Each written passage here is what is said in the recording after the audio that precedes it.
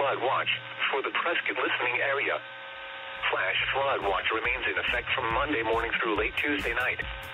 The flash flood watch continues for portions of northern Arizona, including the following areas: Yavapai County, northern Hilo County, the western two-thirds of Coconino County. This includes Prescott, Flagstaff, Payson, Grand Canyon, Supai, Page, Sedona. From Monday morning through late Tuesday night, abundant tropical moisture from the remnants of Hurricane Rosa will begin to affect northern Arizona Sunday evening, with the heaviest rain expected from Monday through late Tuesday night. Widespread rainfall amounts of 1 to 3 inches are forecast, with locally higher amounts. Localized flash flooding of urban areas and small streams may occur during periods of heavy rain. In addition, larger streams and rivers could experience significant rises and possible flooding due to the widespread heavy rainfall. A flash flood watch means that developing conditions may lead to flash flooding within the watch area. People, especially those located along area creeks, rivers, or other flash flood-prone areas, should continue to monitor later forecasts and be prepared to take immediate action should flash flood warnings be issued. Repeating, a flash flood watch remains in effect from 11 a.m. Mountain Standard Time Monday until 5 a.m. Mountain Standard Time Wednesday for the following locations in Arizona: Oak Creek and Sycamore Canyons, Yavapai County Mountains, and Yavapai County Valleys and Basins. That is an example of what's being transmitted due to Hurricane Rosa. Currently located 23.3 degrees north, 118.8 degrees west, maximum sustained winds 85 miles per hour, present movement north or 5 degrees to 12 miles per hour, and minimum central pressure is 975 millibars. And Rosa is weakening as it moves northward over colder waters, and as stated earlier, flooding rains expected across northwestern Mexico and the southwestern United States. And it has changed slightly in the wording over the next few days. Tropical storm warning is in effect for the west coast of the Baja California peninsula.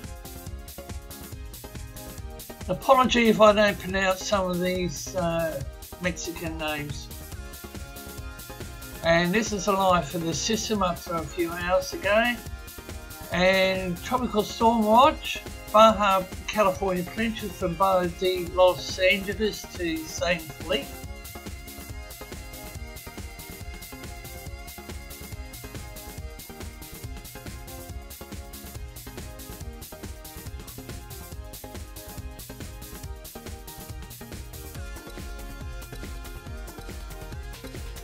Infrared and microwave satellite imagery indicates a continued erosion of Rosa's inner core structures since the previous advisory due to the southwesterly vertical wind shear near 20 knots.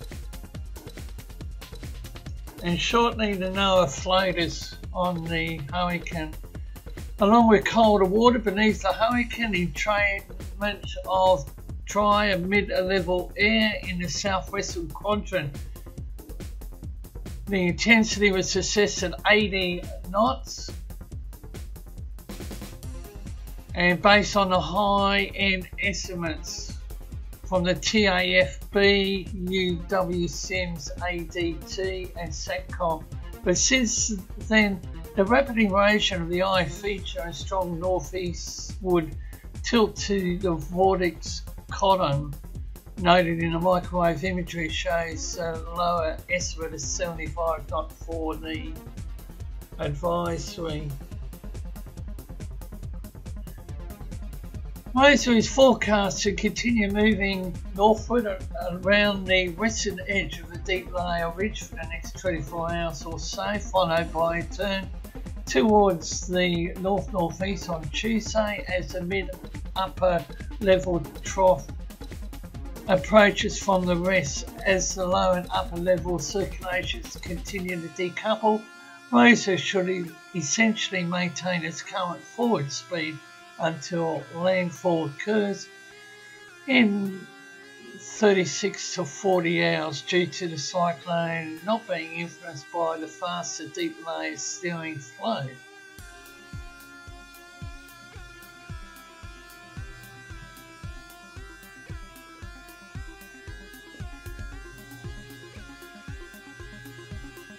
Tropical Storm Force wind snapshot.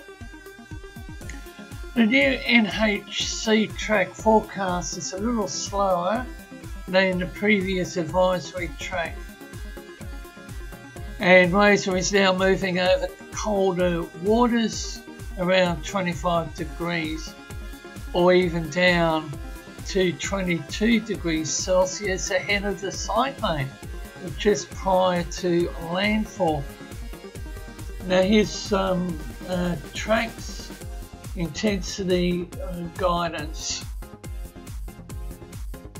The combination of increasing wind shear, cooler waters, dry and more stable air being trained from the west should result in steady or even rapid weakening of the cyclone until landfall occurs. The main messages, the main hazard expected from Rosa or its remnants is very heavy rainfall in the Baja California, northwestern Sonora, US desert southwest. These rains expected to produce life-threatening flash flooding, debris flows in the desert, landslides in mountainous terrain.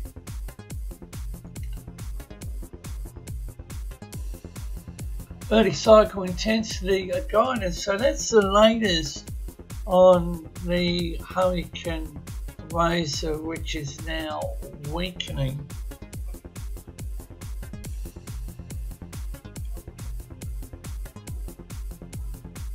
And Rosa is around 80 knots, central pressure 972, 22.8 degrees north, 118.9 degrees west, upper level divergence.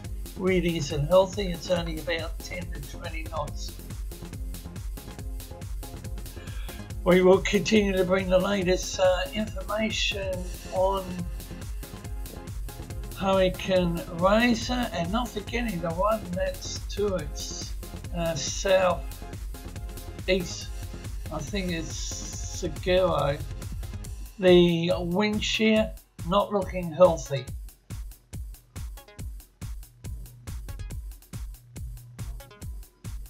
The 24-hour shear tendency, you can clearly see where the tropical systems are.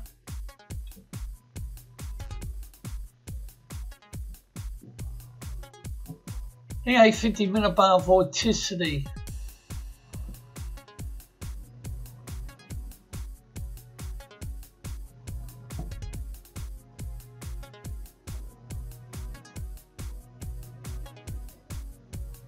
We have a look at the total precipitable water. The scales on the right hand side of the screen.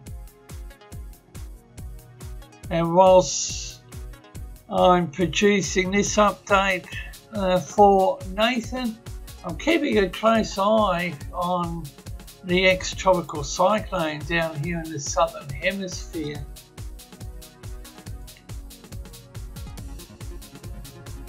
And model intensity guidance.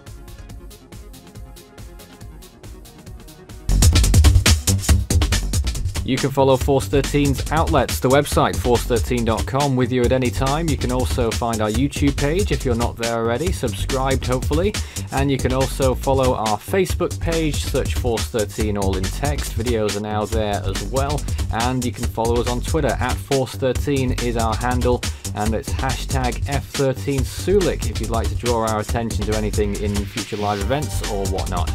You can also help the project become even better by becoming a patron with its various rewards that come with that feature as well. And you can add me personally, Fool13 at extension 9094 on Discord, and Force13 on Skype for tropical weather chat.